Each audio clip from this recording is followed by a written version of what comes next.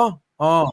Unahan ni Pangulong Bongbong Marcos ang makasaysayang inaugurasyon ng pinakamahabang tulay sa Mindanao, ang Pangil Bay Bridge, sa darating na Setyembre 27. Kinumpirma ito ni Misamis Ayan mga kababayan, natapos na yung bridge from Osamis to Lanao.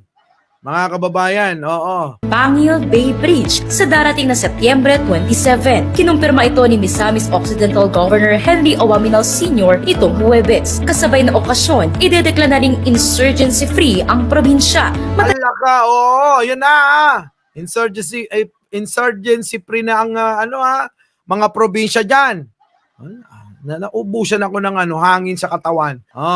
Ngayon mga kababayan panoorin natin. Bakit? Tagal na aniya itong inaasam ng mga residente simula pa noong 1950s. Ang Pangil Bay Bridge ay may haba na mahigit 3 kilometro at nagkakahalaga ng 7.8 billion. Iuugnay nito ang Kung iba-iba yan, alam nyo mga kababayan, alam ko may pondo dyan, Ray dyan. Oo, may pondong nakalaan dyan, pero hindi tinapos yan. Bakit kaya hindi tinapos, mga kababayan? Kasi malamang kinurakot yan. Oo. Pasok. ang Tangog City sa Misamis Occidental at Bayan ng Tubod sa Lanao del Norte. Ayan na nga. Ayan na. Pasok. Sinimulan ng konstruksyon nito noong 2016. Sa pagbubukas nito, mas mabilis at mas maginhawang biyahe na ang mararanasan sa paglakbay sa naturang mga probinsya. Para sa iba pang Wow, grabe! Natapos ni Pangulo yan, mga kababayan. Siyempre, mga kababayan, ang mga DD ship na mahal ninyo, tulad ni Byron at ni Maharlika at ng iba pa na mga tatanga-tanga, siyempre pagmamalaki nila, gawa ni Digunyo.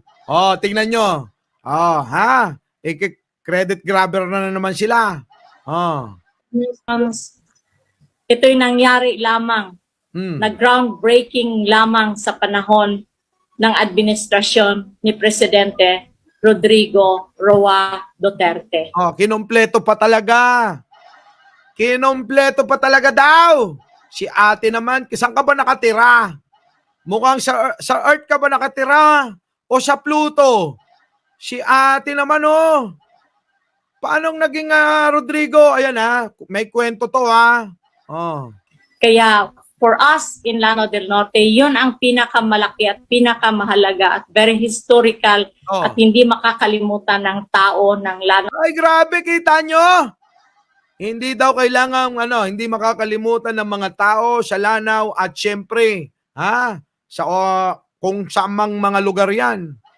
Yung mga karatig lugar ba? Kasi syempre, magagamit nila. Groundbreaking lang. Papogi lang ang ginawa yan. Sino? Si Digong, mga kababayan, nagpa-photo ops lang yan. Diyan, mema lang, ganon. Para sabihin na inumpisahan niya yan. Diba? Tingnan nyo. Ganyan sila manlin lang sa inyo tapos naniniwala kayo. Tapos sasabihin, tapos sasama loob nyo. Kapag tinawag namin kayong mga tatanga-tanga kayo. Pag tinawag namin kayong mga bobo kayo. Kapag tinawag namin kayo, mga mangmang kayo. Diba? Huwag kayong magagalit. Diba, Cedric, Anthony Salvador, Jeffria, Valerie, Lucky Nine, huwag kayong magagalit. Cesar Pilar, diba? Huwag kayong magagalit kasi totoo yung sinasabi namin.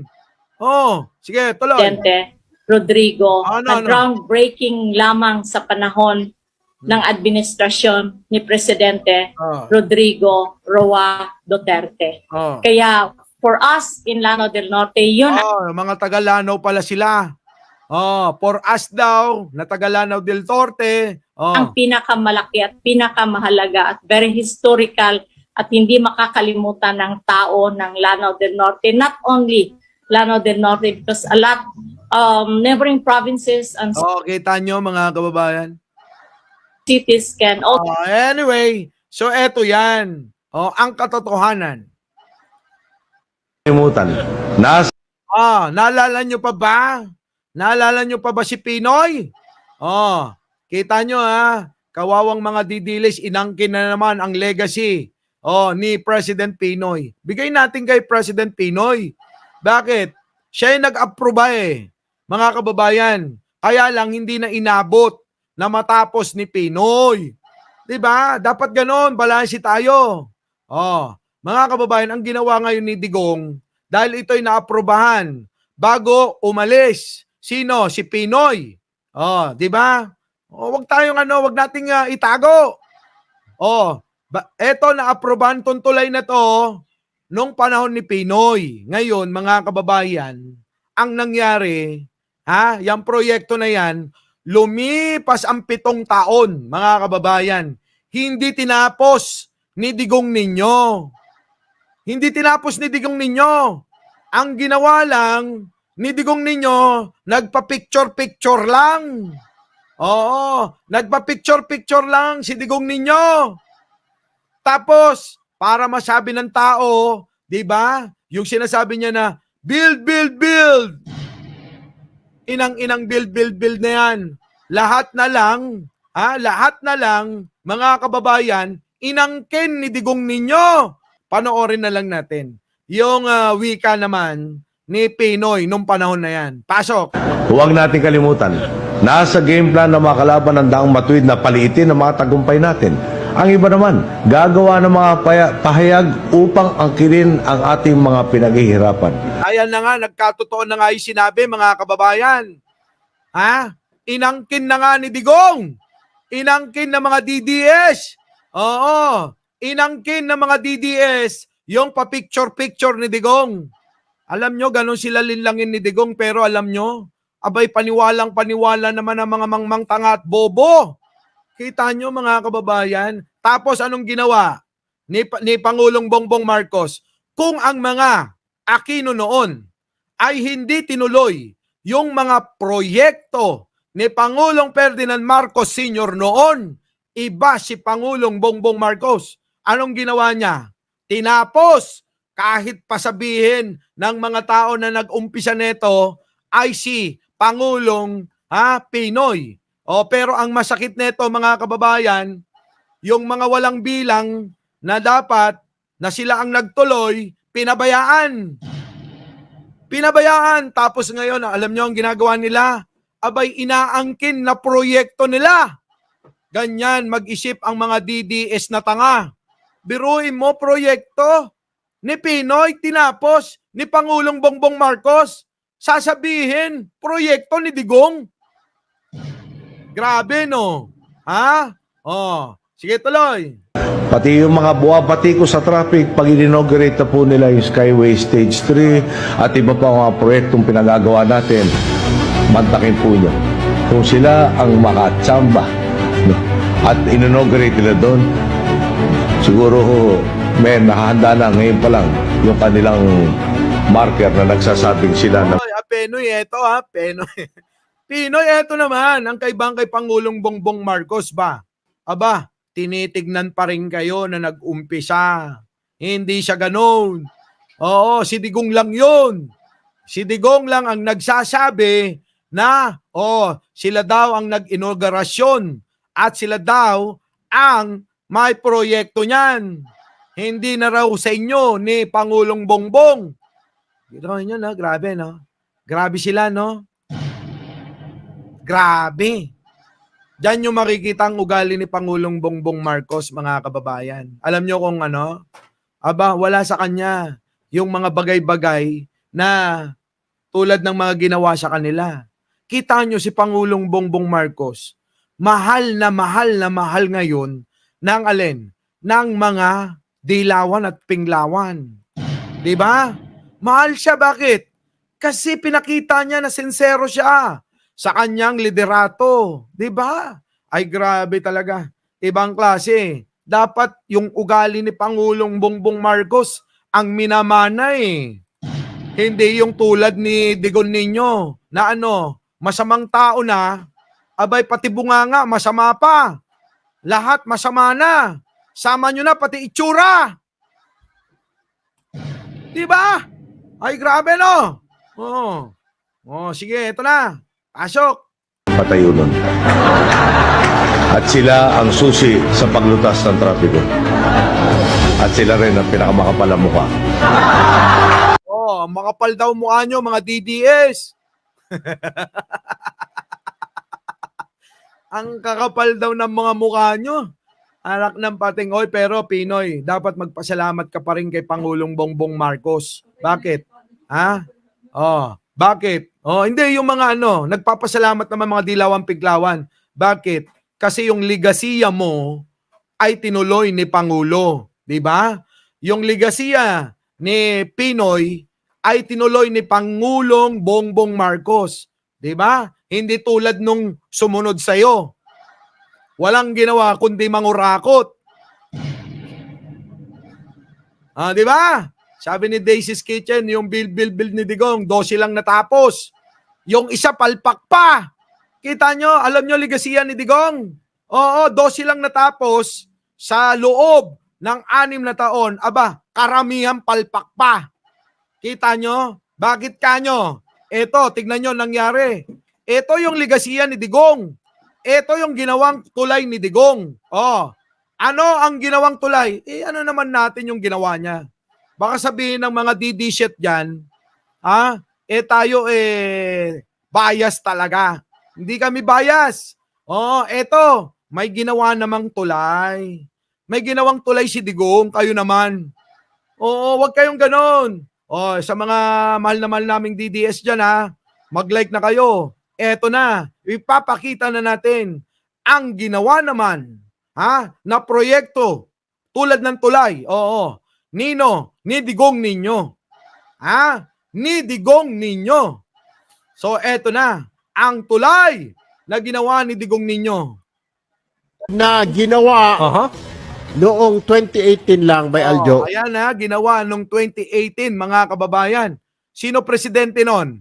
Si Pangulong Digong ninyo. Ang presidente ay si Digong ninyo. So ngayon, eto 2018 yan. Baka sabihin nyo, hindi natin binabanggit Tulay na ginawa noong 2018 lang by Aljo, dyan sa Isabela. Ayan na. Eto na mga kababayan. Sige. Eto, ginawa sa Isabela, ni Digong ninyo. Ito yung proyekto, ito yung ligasiya. Pinunduhan ng over 600 million. Gano? Ng Department of Public Works and Highways. Wow. Pero ngayon, hindi pwedeng daanan ng 4 wheels. Alak ka! Bakit? Hindi pwedeng daanan. May natapos ka nga, hindi naman magamit. Imbis na makakagaan, mga kababayan, lalong nagpapahirap sa bayan. Yaan ang ligasiya. Ni Digong ninyo. Mga kababayan? Ang ligasiya niya, gumawa ng tulay, imbis na makagaang sa pangkabuhayan ng mga taong nandiyan sa nasasakupan ng tulay na yan, abay lalong nagpahirap mga kababayan. Bakit? Kasi mga kababayan, hindi magamit, hindi madaanan ng mga 4 wheels daw. Anak ng tinapang tulay na yan. Di ba? Ayos, Digong. Very good ka talaga. Bisikleta lang at 2 wheels. Bisikleta lang tsaka motor. Ang pwedeng daanan ng tulay na pinagawa ni Digong ninyo. Tapos ngayon mga kababayan, pinasikip na yung daan, lintik na yan. Sayang ang pera ng bayan. Tulay, tapos di pwedeng dumaan ang mga 4 wheels na sasakyan. Paano pa yung mga truck na may lamang mga mga gulay, ng mga paninda, ng mga kalakal? Hindi madadaanan lalo. Grabe si Digong ibang klase. Sige tuloy, bakit? Hindi madaanan. Hindi pwedeng daanan ng 4 wheels. Bisikleta lang at 2 wheels. Motor. Posibleng gumastos na. Ito pa. Kita nyo? Ito pa, meron pang isa mga kababayan. Hindi lang yan. Sa 12 proyekto niya, ito. Ito yung dalawa mga kababayan. Ito yung dalawa. Ano pa yung isa? Oh. Naman nang aabot sa 250 million pesos ang lokal na pamahalaan ng Iloilo City. Oh, sa Iloilo naman. Bukod doon, sa Isabela, napalpak ang pagkakagawa ng build ni Digong Niño. Oh, palpak na flyover din. Nagawa rin ni Digong Niño. Ay, grabe. Daming build. Pero ano nangyari? Bakit palpak yan? Para sa pagkukumpuni sa palpak na Ungka flyover. Oh, yung Ungka flyover, palpak. Grabe no, build.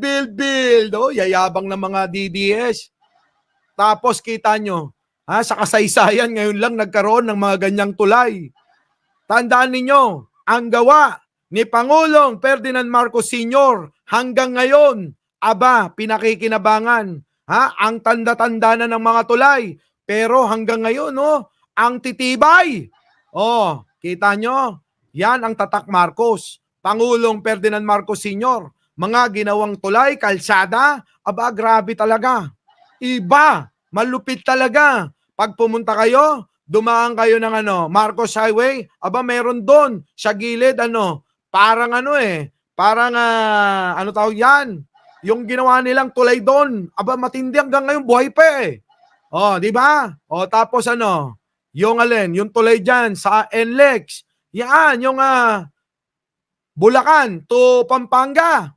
Yung bang sa haba ng tulay, yung itlog, yung itlog, sa haba ng tulay, mag-umpisa ka dito sa dulo, sa Bulacan. Yung itlog, pagdating sa dulo, sa haba ng tulay, nagiging ibon na.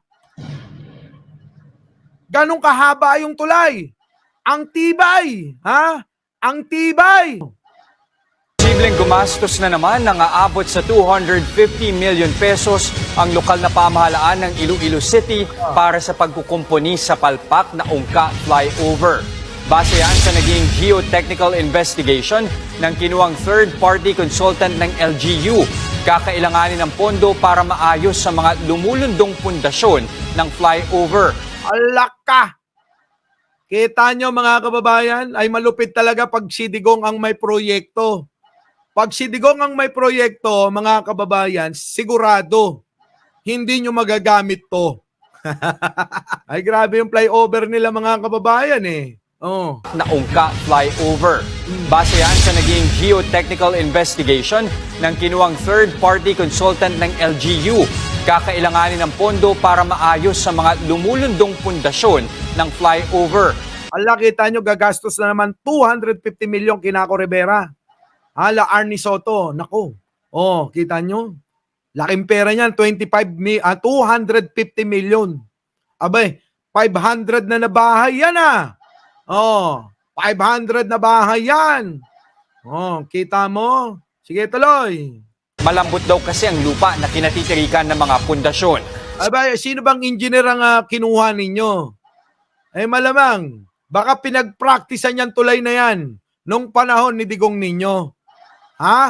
Basta tatak Duterte, made in China, gawa. Lunes, sira, Martes.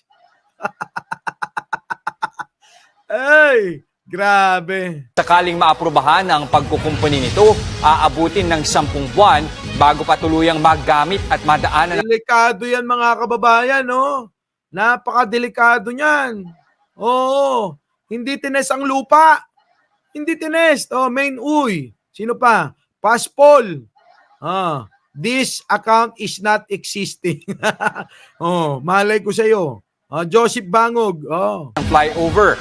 Sinasabing umabot sa 700 million pesos ang pondo para magawa ang flyover na palpak naman at nagpapabigat pa ng trapiko. Kibiruin nyo mga kababayan, ang laki ng ginastos, ilang milyon ang ginastos. Ng 10 buwan bago pa tuluyang magamit at madaanan ng flyover. Sinasabing umabot sa 700 million pesos. 700 million mga kababayan, kulang-kulang 1 bilyon ginastos sa isang flyover na dapat, alam nyo mga kababayan, imbis na pakinabangan ng mga Pilipino, perwisyo sa mga tao. Ganyan ang mga proyekto. Tapos yung mga build. Build ng puro palpak na proyekto. Basta palpak na proyekto, legasiya at gawa ni Duterte nyo. Yan yon ha, yan yon, Rico Blanco. Diyos ko, grabe no. Ha, age ba? Talo ko na talaga. Oh, Teresa Rotea, oo. Needs Dichon, oo, eto na, balik na tayo. Oh, pasok. Ang pondo para magawa ang flyover na palpak naman at nagpapabigat pa ng trapiko. Kita nyo? Pero yung mga tunnel sa Pogo, ha? Yung mga tulay na dapat pinapakinabangan ng mga tao, ha, Ma'am Jo? Yung mga tulay na pinapakinabangan dapat ng mga tao, ayun, palpak. Our beloved Boss Mike Severa